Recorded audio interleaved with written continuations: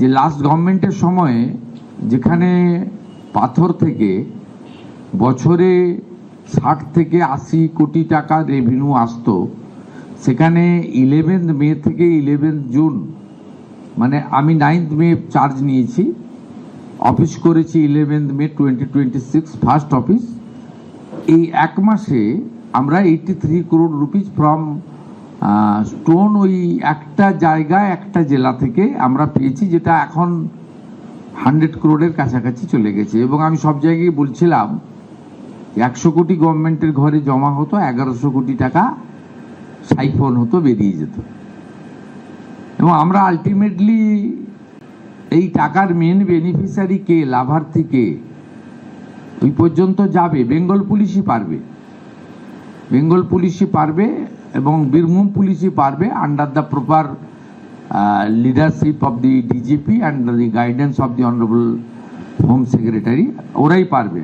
এবং তাদের যা ইলেকট্রনিক সাপোর্ট বা অন্যান্য সাপোর্টস লাগবে তারা সেন্ট্রাল এজেন্সির কাছ থেকেও নিতে পারে, আমাদের এসটিএফ সিআইডির কাছ থেকেও নেবে, কিন্তু আলটিমেটলি পারবে।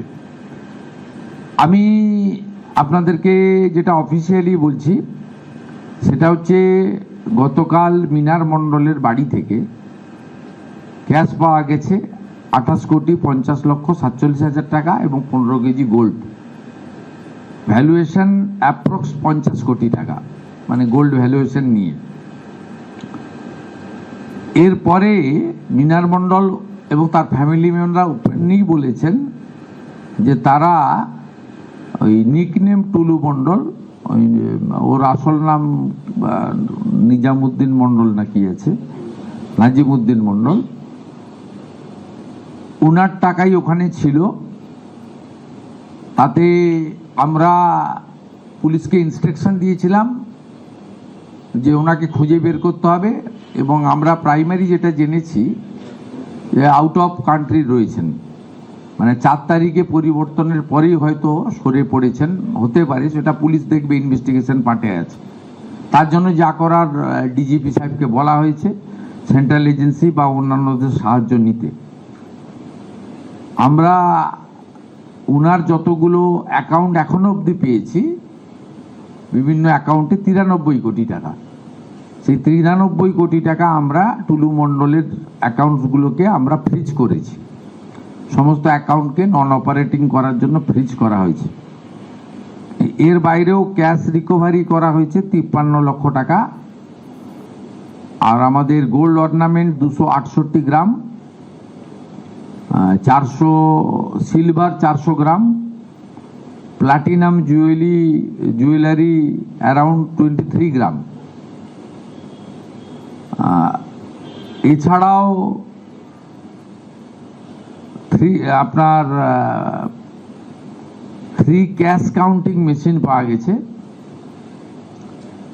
1 computer, 2 pen drives, 1 CPU and several documents like road challan, DCR, money receipt, checkbook।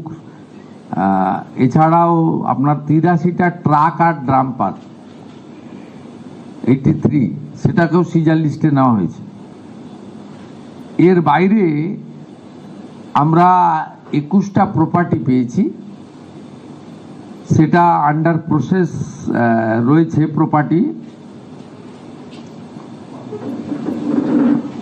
এই প্রপার্টি লিস্টের মধ্যে আপনার রয়েছে 7টা বাড়ি, একটা ফার্ম হাউস, 2টো পেট্রোল পাম্প, একটা ব্রিক কিল, একটা পার্কিং, 3টে স্টোন মাইন, 2টো ক্র্যাশার এবং আদার্স, সব মিলিয়ে মোট 21টা প্রপার্টি। এই জায়গার পরিমাণ হচ্ছে 300 বিঘা। এই 300 বিঘা প্রপার্টিকেও আমরা, আমাদের যা আইন আছে প্রসেস অনুযায়ী, এটাকেও আমরা সিজারের মধ্যে নিচ্ছি, আন্ডার প্রসেস, সময় লাগবে, সেই প্রসেস জেলা পুলিশ করছে।